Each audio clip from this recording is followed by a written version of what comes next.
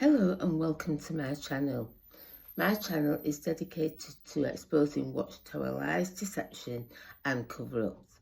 My name is Marcy and I was one of Jehovah's Witnesses for over 30 years.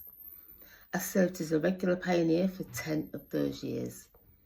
I was first contacted in the door-to-door ministry back in 1987 and I finally left the organisation in 2022.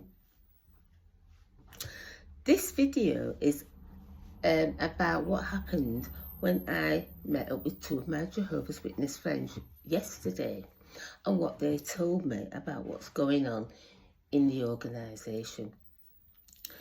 I've not made a video for a while. I've had quite a lot going off in my life at the moment, and I'm going to be moving house. There's so many things that's happening that I've not been making YouTube videos for a few weeks, but I thought it was important just to bring up what was said to me yesterday. And so yesterday I met up with two of my Jehovah's Witness friends, and what they told me about what was happening in the congregation is that the congregations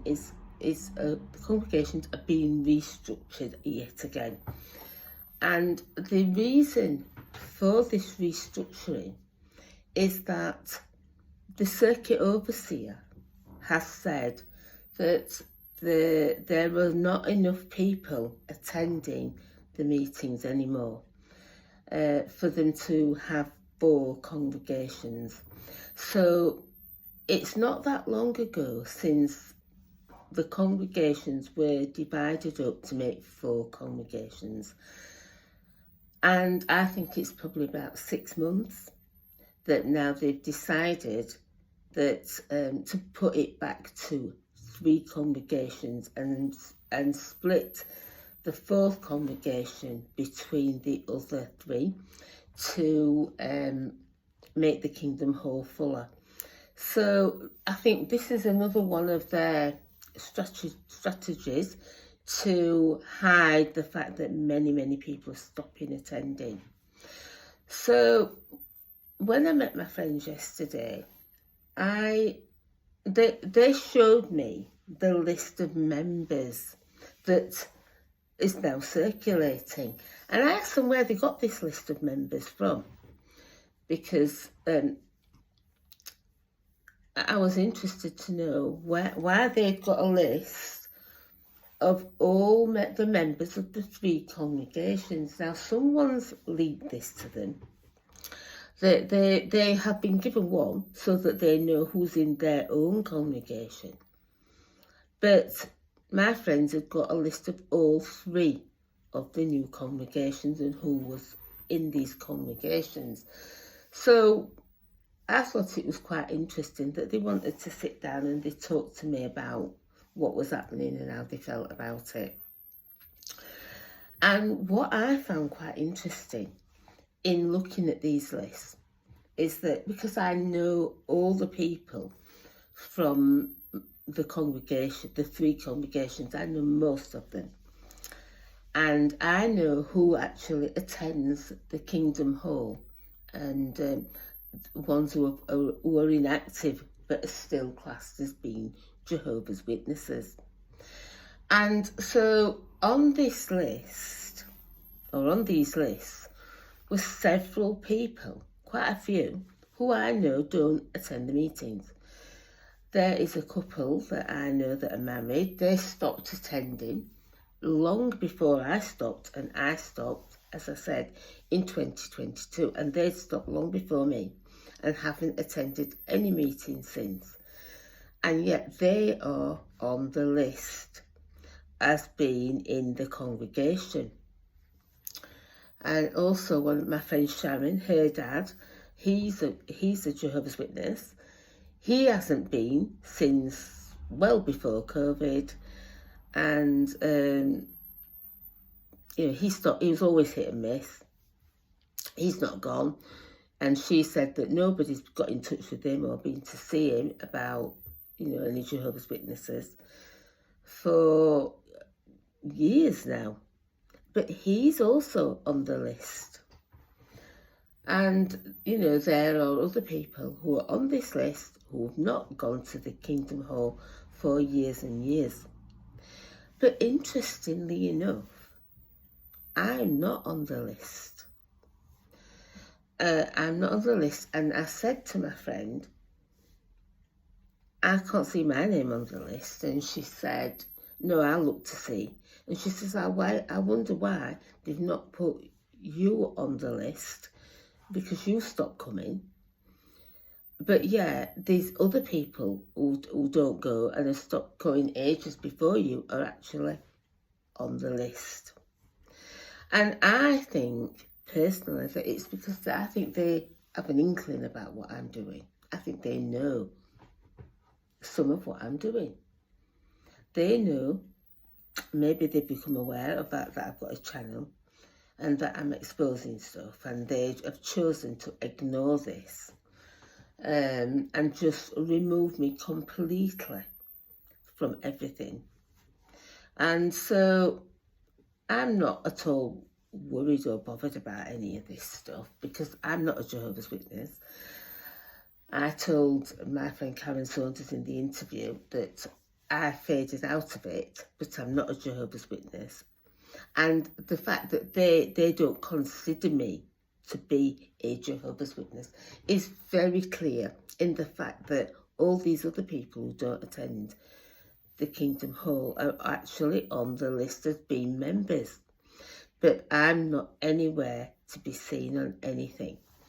And as I said in my former videos, that they took me off the WhatsApp groups and everything.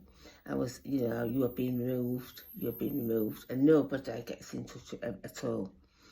So I find that very interesting, that I'm not actually classed by them any longer as being a witness, but these other people are. So what's happening with the Jehovah's Witnesses? And I suspect that this is happening all over the place, that people have decided to stay on the Zoom and not attend the meeting. And there's so many people that's not attending. And so they're having to hide the fact that the Kingdom Halls are emptying by amalgamating the meeting them back into the bigger congregations, less congregations, so that the people who are there think that that's how it's always been. When everybody was there, when I was going to the Kingdom Hall was always full. And I used to travel around to different Kingdom Halls because I've got different friends, so I would go to different meetings and their Kingdom Halls would be full. But I think what's happening now is that the Kingdom Halls are no longer full, and there's getting fewer and fewer people who are attending the meetings, and they need to cover this up by filling the Kingdom Halls up and making less meetings, so that the members that go there, what's happened in the congregation that I was part of, is all the members that had been scattered to different congregations for different reasons have all been put back into their original congregation with a few new people. And so what it looks like is that Kingdom Hall or that meeting has always been the same, and no one's really missing. Another thing that I noticed was that some people that I was quite close to when I was a Jehovah's Witness and attending the meetings are not on any of the lists at all either. So I suspect that they've stopped attending the meetings as well. And, I said have you seen so-and-so, and have you seen so-and-so, and no, not seen them for ages. One of the sisters who I was quite close to, and I keep in touch with, her son and daughter live at home with her, but they're not on the list either. And so I brought this up to my friends and said, oh, where's Nikki and Spencer? And she said, we've not seen them at the meetings for a long time. They don't go anymore. So my friend's attending on her own without a daughter who's about 22 and a son who's about 19. I think they've stopped going. So there's all these things that are happening, and I suspect that this is just a tip of the iceberg. I think this is going on everywhere. I think that the Watchtower's trying to cover over the fact that many people are just leaving, and they're leaving because they're finding out things they don't like. They're finding out about the occult connections. They're upset about the shunning.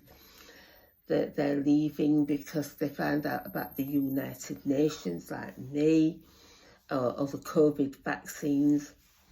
And I watched a very interesting video the other day by the guy who's called Quinn, who wears the dark glasses, and he was interviewing a conspiracy expert, and this man has looked into all different kinds of conspiracies and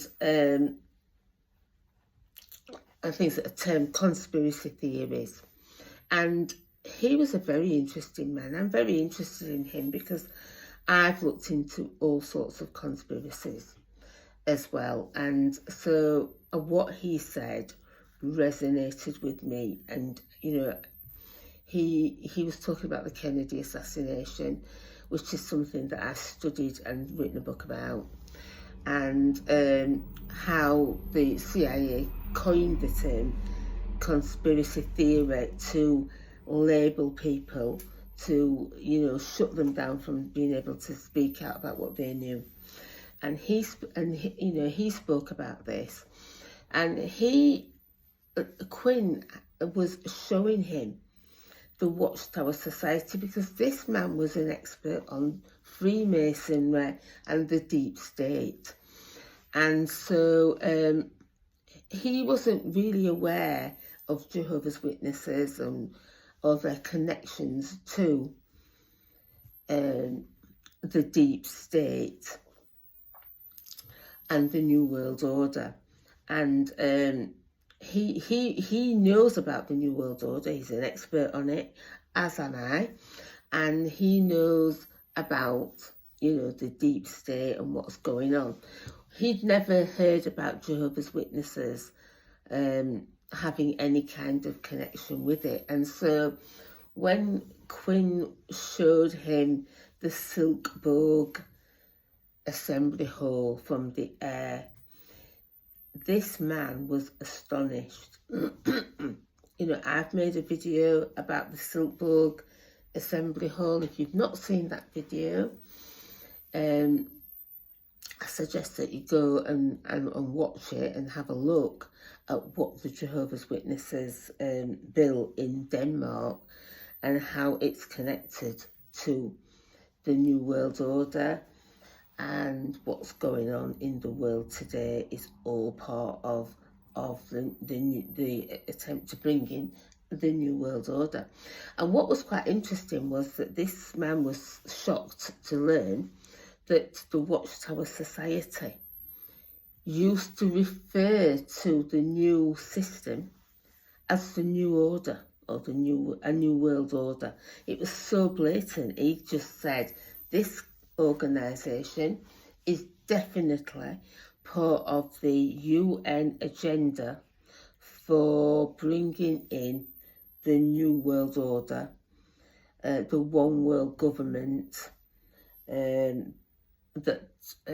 the George Bush talked about after 9/11 and other things. They've not hidden what they're doing. What was shocking to me and what I didn't understand is at the time is that the Watchtower was part of it. And what Quinn did is he showed the murals at the Denver International Airport. Now, if you've not seen these murals at the Denver International Airport, then I suggest that you Google those and you have a look at them, because they are almost identical to pictures that are in the Watchtower Society's publications about the New World. And I've seen these before, and I've seen videos where they've mentioned this before, but I've never seen the pictures put side by side, as Quinn did for this man so that he could have a look. And, it's as plain as day that the Watchtower Society is part of the deep state. It is used by them, and it is a secret society hidden as a religion, and it has different levels and segments of compartmentalisation, so that people at the bottom don't really know what's going on up the top. And he mentioned something interesting about the Freemasons, how they have to, as they move up, they attend different meetings and things like that to what the rank and file at the bottom attend. And he likened this to the Watchtower Society, where there are meetings for people who are further up the rank. And this is true with Jehovah's Witnesses. And it's something that I always had a problem with the pioneer meetings. They had meetings for pioneers, and I used to go to these meetings when I was a regular pioneer. When the circuit overseer came, he had a meeting for pioneers. But this meeting was for auxiliary pioneers for the first half an hour. So if you were auxiliary pioneering, you could attend a pioneer meeting with the circuit overseer. And when that half an hour was up, they would thank you for attending, and you would have to leave. The regular pioneers who would be still sat in the meeting, and they continued with a special meeting for regular pioneers only. Now, I never could understand this. When I was a regular auxiliary pioneer, I had to get up and go out at the end of this meeting and leave all the others, the regular pioneers, sat there. When I became a regular pioneer, I witnessed other people who had to get up and go out, and the meeting continued without them, and I would be sat there and I would sit and wonder what all that was about, because there wasn't really anything that was said to the regular pioneers that couldn't have been said or seen by those who were auxiliary pioneering, or by indeed any publisher in the congregation. There is absolutely no reason for pioneer meetings. They're not necessary, and I found that quite often they would use patronising terms for people who weren't pioneers. And, you know, and that never sat well with me. So, you know, all these things have sort of, you know, people are starting to question why these things are like this. The hierarchy, that there's meetings for elders, meetings for servants, are things that are said to one level that are not taught in other levels. They have books that are for certain people that other people are not allowed to see, which, you know, in itself is something that says that this is not right. And these things never sat right with me. And I think that a lot of people are starting to question and wake up to all these things. And, you know, they can see that things aren't as they used to be. Things are not being taught right, all these changes and things like that. And I, a couple of weeks ago, the girl who studied with me, she's been a regular pioneer well over 30 years now. She was regular pioneer when I met her, and she studied the Bible with me. And I invited her round to come and see me, and I said, we'll get a takeaway, we'll have a meal. And she came round, and we did. She did say to me, I don't want to talk about anything controversial. And I said, that's fine. But she sort of got on about Paul, and she said to me, does Paul still go to the meeting? And I said, he's very upset about the beard policy and all the changes. And she sort of said, well, I think that Jehovah's just refined everything for us. And so that, you know, it's things that we're not focusing on, things that are unimportant. And I said, well, that might be so, but it was important to him and a lot of other people who have been stumbled by a policy that clearly goes beyond what is written. As the Bible says, do not go beyond the things that are written. And so these policies about wearing white shirts, about having a beard, about not wearing trousers for sisters, all these things have absolutely no foundation in Scripture. And now they're trying to make themselves appear a lot more friendlier. They're trying to change the wording. We're not, people who are being removed from the congregation are no longer referred to as disfellowshipped. So that it puts them in a more favourable light with the government. Oh no, we're not disfellowshipping people anymore. This is the lie that is being said now. So, you know, the Watchtower, I think that people are waking up. I think that my friends, although they're still asleep, are starting to question a little bit. My friend yesterday, she said, I don't get why I don't understand why you are being removed and others haven't, who don't go. And you know, and I said, well, maybe they found out a few things that they don't want me in the congregation, I don't know. So, you know, my friends have not said to me, well, why are you not going? But interestingly enough, they're not trying to get me back. And when they had the convention, neither of them two went to the physical convention.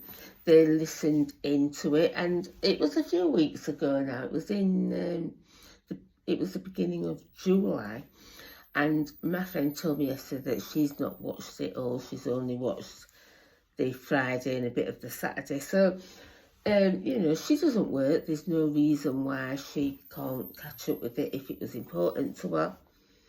And yet she's not watched it. So these things are very telling things for me. They say that things aren't sitting well with my friends, and I feel happy that they feel comfortable to talk to me about it, that they were happy to share their lists and what their thoughts were on what's going on. So yeah, so I thought that was something that I just wanted to make a video about. I will be doing my videos again. I've got things that I do want to address to do with the Bible, and what I now believe since leaving the Watchtower about Jesus Christ, and what is the truth about the paradise earth, going to heaven, and other things that when you leave the Watchtower, you don't know what you no longer believe. You don't know whether what's true and what isn't. You've got to start again. Many people don't want to and have left. I've made videos about that. So I am going to be getting back on the case, but I just wanted to say that I found this quite interesting. Quinn's video, if it comes up in your feed, I'm not sure what his channel's called, but he makes some really good videos. He's covered a lot of stuff that I've covered. I don't think he quite understands that the Watchtower is an actual secret society, and where the money comes from and where the money goes. He's not quite got that yet, but I think with he's going along the right lines to learn about the Watchtower Society pays a large amount of money to an organisation called the Order, which is the Order of the B'nai B'rith, which is a political organisation, a Zionist organisation, which is no surprise because it's always been Zion's Watchtower, being part of Zionism, and they take a large chunk of the money that comes in.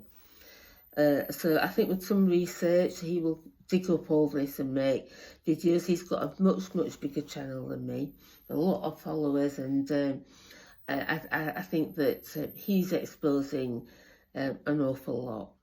So I'm going to leave it there, and I want to say, if you've enjoyed this video, please give it a like, and please share your thoughts on what's going on. If you're a Jehovah's Witness attending meetings, please let me know if this is happening in your Kingdom Hall, if they're restructuring again within 6 months or a year of a restructure to make the congregation seem bigger.